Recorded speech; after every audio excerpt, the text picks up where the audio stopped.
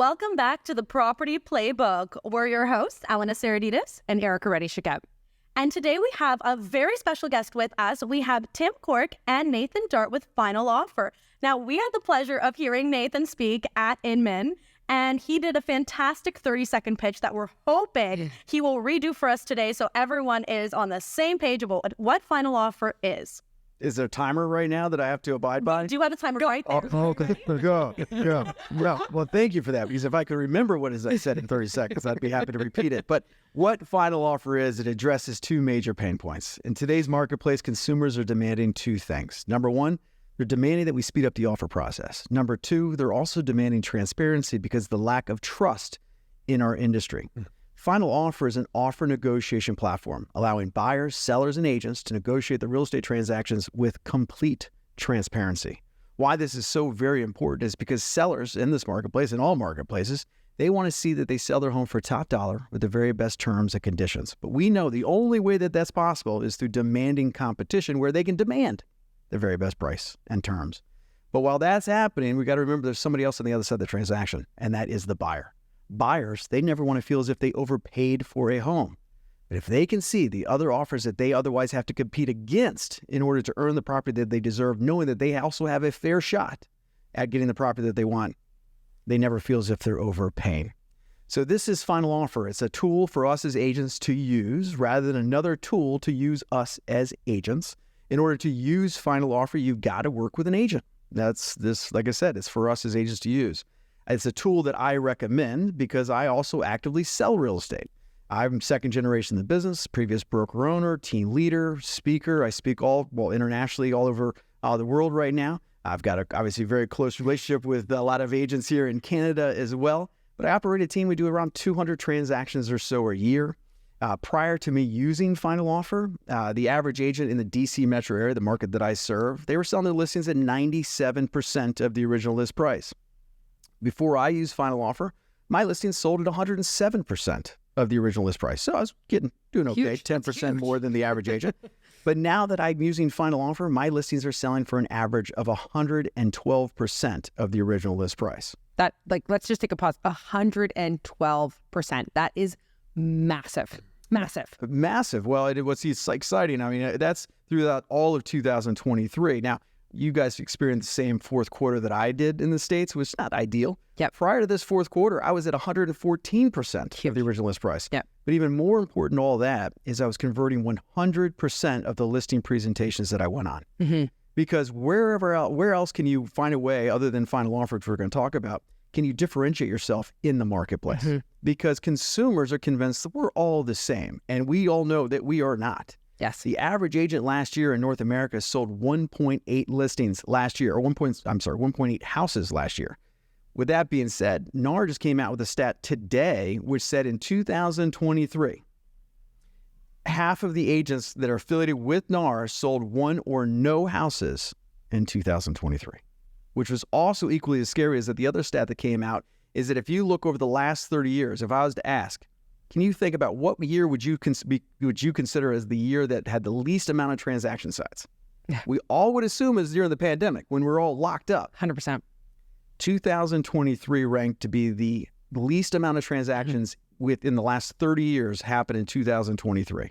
Totally. So competition is through the roof. We have a supply problem. There's just not enough supply to meet the tremendous amount of demand that we have.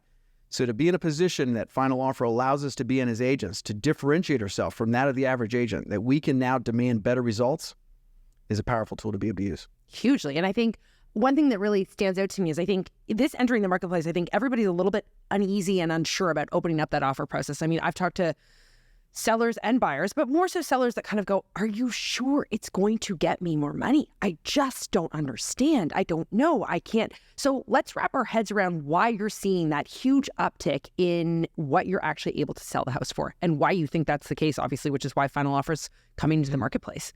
What we found is that the level of transparency causes a sense of urgency.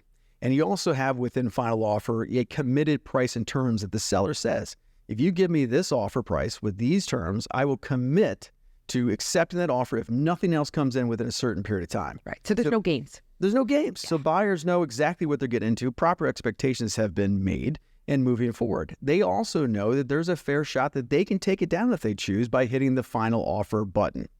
But what's so powerful is actually a story that I just, we were at a previous meeting before we came here, and we were talking about just a case study from myself personally. I have a client that I've worked with him for the last 15 years. I've sold him, his family members, 8+ houses, over the last 15 years.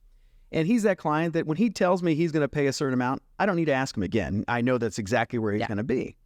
And he was in a position where there was multiple offers on a property that he wanted to buy for himself. The house is listed at $1,050,000. The buyer, or that seller, when they put it on the market at $1,050,000, somebody came in hot with an offer that was $100,000 over the original list price. Now, this property was coincidentally also on final offer. Well, when I talked to my buyer, I said, now, John, we're going to see yourself in multiple offer situation here. Tell me, how high are you willing to go for this house? He goes, Nathan, I don't want to spend any more than $1.2 million. I said, okay. So as us as professional agents do, we have that conversation with our buyers, say, okay, understand you don't want to go higher than 1.2. If there was another offer that came in at 1,210, you're telling me that you'd be totally fine if somebody else took it for $10,000 more. Yes, Nathan, I am not going to pay any more than 1.2.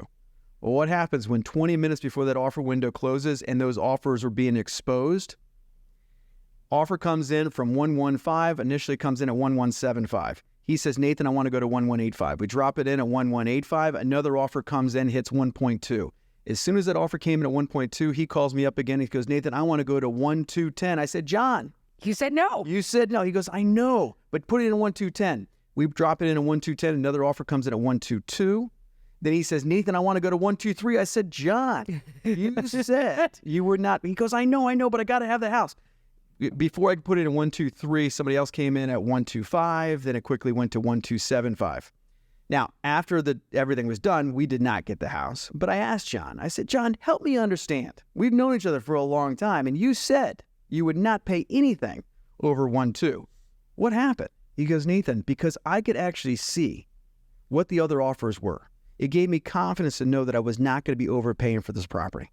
And for that reason, I was willing to go higher than what I initially thought I was going to have to go to because I could actually see it. Right. So that was so powerful. And for him, he was satisfied because he wasn't going to pay 1,275, but he was satisfied knowing that he had a fair shot. For sure. And I think, too, probably satisfied knowing, because I think that the flip to that is when you don't have that transparency as a buyer, you're sitting there being like, oh, what did the other person pay? What did the other person pay? Have I made the biggest mistake? I'm going to wake up the next morning and hear from my agent that somebody paid X and I could have paid that and I wanted to pay that. And so I think that also from the perspective of a buyer, that gives the buyer the ability to know when they want to tap out, but with certainty, because there's nothing worse than saying, and I always say to clients, there's nothing worse than saying, I would have paid this and then you didn't pay it and then you don't get it because someone didn't pay that. Well, you're absolutely right. And the reality is when those buyers find out that when the property closes that all they had to do was pay an additional $5,000 and they could have locked that property down, exactly. Who do they blame? The agent. 100%. The agent. But you got to remember the conversations we were having with our clients was a little bit different. It was, at what price are you okay to lose the property at? Correct. And this is the conversation I was having. I'm like, if it sells for $1,000 more, $2,000 more, are you going to be fine because you would not have paid it? And they're like, give me a minute. Let me have a conversation. We'll get back to you. But now they can see it. They can see it. Yes. And I think that in turn is going to increase what sellers are going to get. Because if we're competing for a property and you can see how much you're going to lose by, are you not going to up it? I would. Up it. Yeah, I would. Or I'd be very comfortable saying I can tap out here because to draw the story with John, I set my price. Maybe I creeped a bit, but I can go to bed at night going, I wasn't willing to go there. It's not my house. But you've taken that tremendous amount of uncertainty out of the process. And I think what's really interesting here is a lot of the times I think buyers kind of go, how is this beneficial to me? Like if this is just going to make me pay more. But I think looking at both these analysis, you see how this benefits the seller and how it also benefits the buyer. But the reason why it's here is because buyers were demanding for more transparency. It's here because buyers wanted it to be here. They believed that this would actually help them get properties at a lower price because we, the agents, were overinflating what people were going to buy it at, apparently. But we weren't. We were being strategic. How much until this property doesn't appraise? That's what we were looking at. We weren't crazy putting offers in. Now, the transparency aspect is going to be there. They're going to be absolutely able to see what number people are willing to pay for. Mm-hmm. And a property is only worth what a buyer is willing to pay. And I think the other thing that's really interesting that kind of Nathan touched on is the seller can clearly set their expectations. And I think so often you have situations where somebody looks at a house and then goes, is this a realistic seller? Is this an unrealistic seller? What are they truly looking for? And sometimes it's not the price, it's the closing, it's the deposit, it's some other things behind the scenes that don't always get conveyed. And there's nothing worse than somebody thinking, can I even get a deal done with this seller? And it seems like this also really teases that out of the weeds. So, I mean, you got me. And I was going to say, and that's a powerful point, right? So with our platform, for sellers and their agents to have a discussion up front on what terms mean, how they matter, how they value them, and how they would actually compare one offer versus another in the heat of the moment. Imagine having that discussion with one of your clients ahead of time. That typically doesn't happen. No, it never does. I mean, the number of times I'll call an agent and say, okay, what's the seller willing to sell for? And they're like, why are you asking me that? And I'm like, okay, because I actually want to bring you an offer. Well, I haven't had that conversation. Mm-hmm. Okay, well, do you want to go back and have that conversation so we can come and actually bring you something that the sellers want to work with? Or is your seller realistic or unrealistic? And we've wrote out a lot of different markets right now. And I think as a result of that, we're seeing people that are very realistic, people that are unrealistic, people that are living in the peak of the pandemic market. You know, this, I think, also helps to really rebalance and have those important conversations prior to, and then be ready when you're on the market. You're absolutely right. And you had talked about why buyers are demanding a platform like this to offer transparency, but it's also equally the sellers. Because sellers never want to feel like they left money on the table. And unfortunately, because there is a lack of trust in the industry, for sure. 100%. And you got listing agents that may be trying to double end a deal and not tell the seller that they didn't expose it to as many people as they otherwise should have. And you've got those agents say, hey, look at me. I sold a house in one day on the market.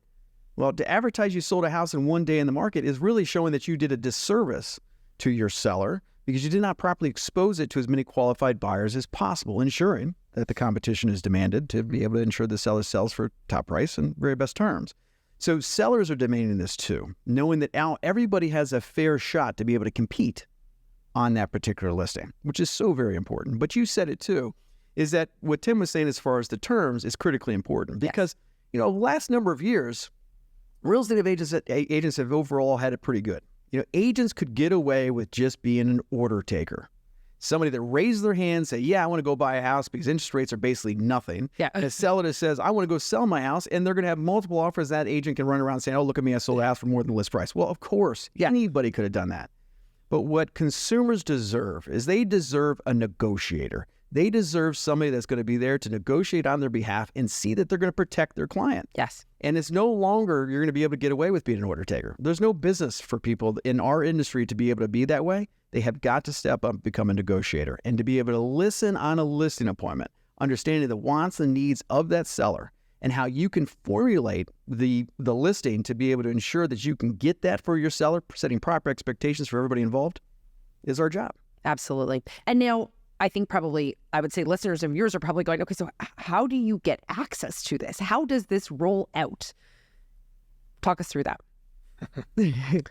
Well, it's going to be coming to your area relatively soon, right? And so if you're selling your home and you're working with an agent that has access to this platform, you can do so. So the key is you've got to be with an agent on board with Final Offer. 100%. You Amazing. cannot list a property on Final Offer without using a licensed agent. Same thing in turn with somebody that wants to make an offer. In order to be able to make an offer, you've got to be associated with an agent. Now, what am I saying when I say associate? I'm not saying an agency agreement. Yep. I'm saying this is big right now. This is very big right now. Trust that out, which we're not going to do. We're not going to talk about that. Yeah. But with a buyer says, hey, I want to make an offer at 123 Main Street. The first question that comes up on Final Offer is, are you working with an agent? Yeah. If the answer is yes, then great. Type in your agent's name and email address, and then you'll be connected to that of your agent. But if that same buyer says, no, I don't have an agent, then immediately that lead goes direct to the person that deserves it, which is the listing agent. That listing agent says, okay, I represent the seller, but you're connected to me in the sense that you're not coming in on, without an agent. You're connected. That lead goes to that listing agent. That listing agent represents the seller. That buyer is then recognized as an unrepresented buyer at that point in time. But Got it. Either way, it's connected. Yeah. Got it. And then, of course, because the platform's laying out the terms, whether you're coming in with a representation or not, there's further transparency. You're not disclosing anything that you're not disclosing to everybody else within the platform. Because within the platform, like I said, we talked about there's really three different pricing strategies when you're using final offer at its full capacity, which is how I use it.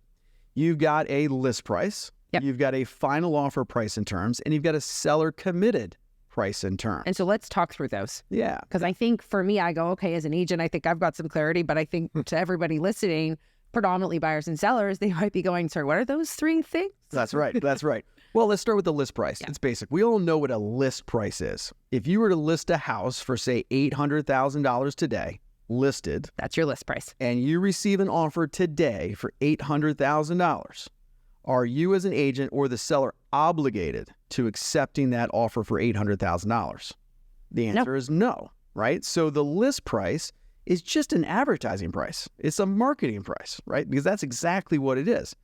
But then with final offer, you've also got a final offer price and terms. The final offer price and terms is the price and terms that the seller said, hey, if somebody gives me this offer with these terms, I will then say they can take it off the market immediately and secure the property for themselves without having to compete against anybody. This is the buy me now price and terms. Well, what happens if the seller then changes their mind? Like they're like, you picked the buying me now, and I don't think that I've gotten the best price. Do they get cold feet? Like, does that happen? So does it happen? No and no. The reason why it didn't. The reason, good ask. Yeah, I love that you did ask, because comes down to us positioning ourselves as a negotiator, as a real estate agent. Because in order for someone to use final offer, the seller is agreeing that they are going to be negotiating their real estate transactions with complete transparency on final offer. It also states that if somebody does hit that final offer price and terms, that seller will commit to that agreement, as well as a seller committed price and terms, which I'll talk about next. Okay. But before we get there, one thing, as our listeners are probably saying, because you've got a few real estate agents on this call, I assume, that when somebody picks that final offer price and terms, the number that somebody could take it off the market, I know that makes you Toronto agents nervous. Why? Because you guys live through a crazy market. We're saying, Nathan, how could we ever forecast how high the property would actually sell for? We had these outlier bids. Trust me, guys, I had the same thing in the DC metro market too. And the last conversation we want to have as an agent with our seller is, I think he left money on the table. We priced it too low. Absolutely. So with the final offer price and terms, with that price and terms, you could, at any point before it is hit, you could raise it. If you're going on a run, you're saying, I don't know, maybe I priced that too low. You could always raise it. You could remove it. Got it. So you not pick and choose what aspects of final offer you want to use. So you don't have to put, this is my buy me now number. Absolutely. This, once again, is a tool for us as agents to use, and however you want to use it and the strategy you want to implement.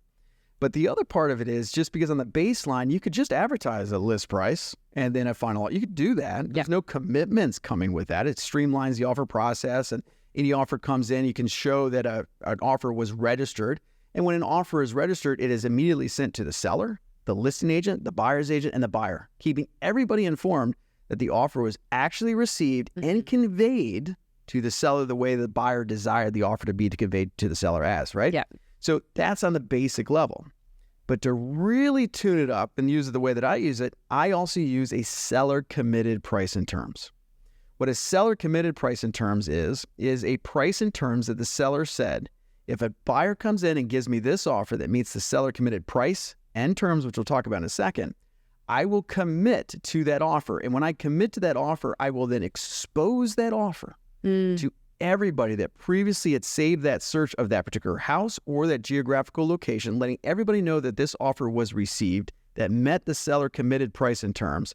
And then it opens up an offer window clock to start and then close with an X period of time that is predetermined by the agent and the seller. If no other offers come in by 5 o'clock on that deadline, the seller was going to commit to accepting that offer. But prior to that deadline, You've got the ability. Everybody has the ability to come in and improve their offer. And when they improve it, it has to be at least a 0.5% net higher than the previous offer, right? But while all this stuff happens, remember, at any point in time, somebody else can also take it down for themselves by hitting that final offer button, securing the property for themselves. But as we also know, when we're picking the very best offer as agent, it doesn't always come down to price. No. It's also about the terms. So with using the full capacity, the premium level of final offer, you can value the terms that the sellers desire. As an example, this is all customized to whatever market you're in. price points, all that can vary. But as an example, I say to a seller, I said, okay, are you open to a home inspection? Yeah, we're open to a home inspection, but we'd rather not have one. Well, I appreciate that. So why don't we put in final offer? Once again, all this can be customized. If a buyer chooses to have a home inspection, they can. But if they choose to have a home inspection, I'm going to devalue their offer by $2,500 compared to another offer that may not have had one. Yep. If you chose not to buy it as is, I will devalue your offer by $2,500. If you choose not to buy it as is, I devalue your offer, financing, appraisal, whatever. You're very kind. I think I devalue a lot more than $2,500. I was about to say, I'm like, if we're coming in hot. There's no inspections. There's no financing. Yeah. There's no, this is it. And I think because we're in Toronto, we're in a very fast-paced market. That is a luxury to be able to put certain terms in an agreement when there's another offer. And values. Well, you said it perfectly. And those values, like I said, you don't have to use 25. You might use 25,000 for devaluated terms in Toronto. But what's so powerful about just what you said is, let's say it's $1 million property. Seller's committing to say, at a price of $1 million, I will commit to opening up an offer window, exposing an offer. But then say you have $10,000 of devaluated terms. Right. So if somebody came in and said, okay, I'm going to make an offer at $1 million, but I've got $10,000 of devaluated terms, their offer is only valued at $990. Right. It does not meet the seller minimum committed offer price and terms. Therefore, it does not commit the seller to anything, nor does it open up an offer window to be set to close. Right. In order for somebody that insists on having so-called contingencies, they got to pay $10,000 more to meet that seller minimum committed offer price and terms. Why that's so important is because now we've created an even playing field for everybody to compete on. Because yes, you guys know exactly what it takes to win these offers, which you got to come in hot and clean. I get that. But what happens if now your seller has an opportunity to be able to entice other people to be able to make an offer? They can now make an offer, pay $10,000 more because they have these contingencies, but because they're willing to pay more to have those contingencies, guess what happens with the price? It continues to go up. Yep. So therefore, you're allowing everybody to have a fair chance to be able to compete. And as it continues to build, this comes to strategy. The listing agents, still within full transparency, can still identify what offer is maybe more attractive than another to help control the situation with complete transparency. And I think what this also does is this means you don't have people that are livid, because sometimes, to your point, you don't always know what the seller actually holds as valuable. And so you might think you're bringing this really valuable offer to the table, but it's not actually what the seller really wants. And so this allows that to be, I think the word transparent is probably... But also that comes back to the agent you were working with. Jump out of my seat. I'm like, it comes back to the agent you were working with, because there was a huge advantage to you using the proper agent. Because I found out all that info. I'd call the agent and be like, hello, we're going to be best friends. Let's have a quick convo. I'm like, when do you want to close? Has your client already bought? What's going on with this? Now, everyone's going to be in a fair playing field. The agents that was a little bit more, I don't want to say slick, but slick, that found out this information is now like, oh, it's all here. Everyone now sees it. Yeah. I had actually an instance where there was an offer net on a property, and you know how it works in Toronto. We call and say, listen, I'm going to bring you an offer. Will you take a bully offer, a preemptive offer right now? Yeah. And this agent fully told me point blank, do not bring me an offer unless the offer is this. And I said, sounds great. Give me a minute. Called my client and I said, listen, at this price, are you a buyer? Do you want this house? Do you love it that much that this is what you want it for? You don't want to compete. They're like, we absolutely do not want to compete. Put it on paper. Get me the house. Put it on paper. They got the house. With not even 24 hours later, he was getting calls being like, is the deposit coming in? Is the deposit coming in? This is the hottest property in town right now. Is the deposit coming? And he kept calling me being like, is the deposit coming? Is it on its way? Are you here with it now? And I'm like, here's the receipt. I just deposited it for you. It is my client's house. Do not let anyone else buy it. They can't. It's firm. It's done.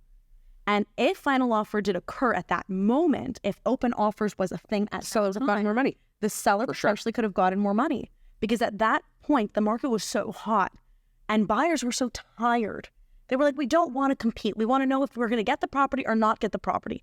And I know, and I'm sure you've done this too, where we've had clients be like, I really love this house, but you're telling me it's worth between this and this, and I don't think I can compete, so I don't even want to bother. But we've turned around and told them, hey, look, if the property by miracle sells for a price that you're willing to pay tomorrow, are you going to be upset?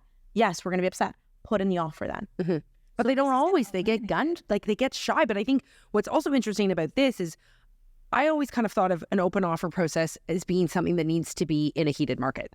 And I think what's really interesting about this conversation that we're having is it's all markets. This really applies to all markets. In fact, it probably shines just as much in a quieter, not as competitive market as it shines in a competitive market, because I think this really gives transparency and color to buyers that look at houses and then maybe, you know, to your point, favorite it on a list and then forget about it. And then all of a sudden, oh, somebody piques a little bit of interest in a quieter market. You can still get another offer come to the table that maybe wouldn't have come to the table before. So to me, it really shines in all markets, which I didn't necessarily realize until we really hashed this out. Well, you know how every single client always goes, okay, but like, I don't want to compete. This really opens it up, because if they do have the budget to get in, they might get in. And like, they wouldn't have come in any other way. Like, I've had clients that have been like, oh, they already have an offer, I don't want to go in. I'm like, but you might be the winning offer. Oh, I don't want to compete. I don't know what's going to happen. I'm nervous. Yeah. Yep. But if they can fully see, hey, they're offering 1.2 and your max is 1.3, go in. What's the proper term? we need to be using the proper terminology here. What's the proper term? What would that be in final offer terms? Yeah. The get me now. I want the house. Give me the house. Let's get the house now. Well, the funny thing that you're talking about there, right, is that when we launched this, right, 15 months ago in Washington, D.C., everyone's like, I got the perfect listing for final offer. And we're like, no, you don't. And like, what do you mean? We're like, because every listing is great. It really is. It doesn't matter. You're putting a new listing on. You're putting a stale listing on. It's new development. The thing's been, it's a 200-year-old knockdown. It all comes down to price and terms. And to the point about the seller, right? So you're a good agent. You know what you're doing. But sellers have never had an opportunity to disclose up front, here's what I want. It's my asset. Yes. It's probably the largest thing I'm ever going to sell in my life. And it's completely off the rails. I have no control. I'm trusting this person over here.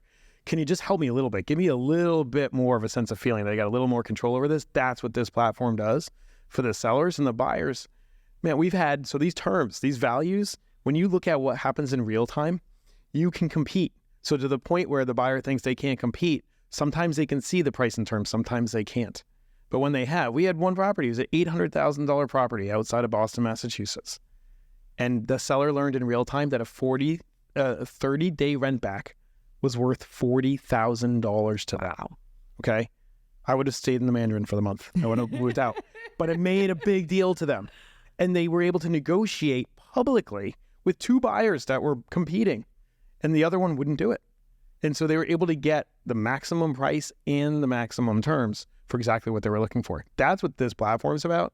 And for you guys all as agents to be able to take this to market with your clients, you're going to see expressions on your clients' faces you've never seen before. And that's what the power of this is. It's elevating the experience for everyone. It's for buyers, sellers, the whole industry. And I think that's honestly, that's what we're looking to do with the Property Playbook, is really bring that value to the consumer and obviously to the agents, because there's cross connection on the listing front. But for sure they're listening. What I love is just how this opens such a playing field of transparency. And I think the industry needs this so badly. So thank you to you both for bringing Final Offer to Canada. Well, thank you so much for coming on and for telling us a little bit more about Final Offer. I know that we're so excited to be rolling this out. We're one of the first agents to actually have access to this platform, which is fantastic. And we can't wait to use it. Once again, it's Elena Saraditas and Erica Reddy-Shakab. And thank you so much for listening to Property Playbook. We cannot wait to have you back again next week, where we discuss all things real estate. If you like content like this, please like, follow, and subscribe.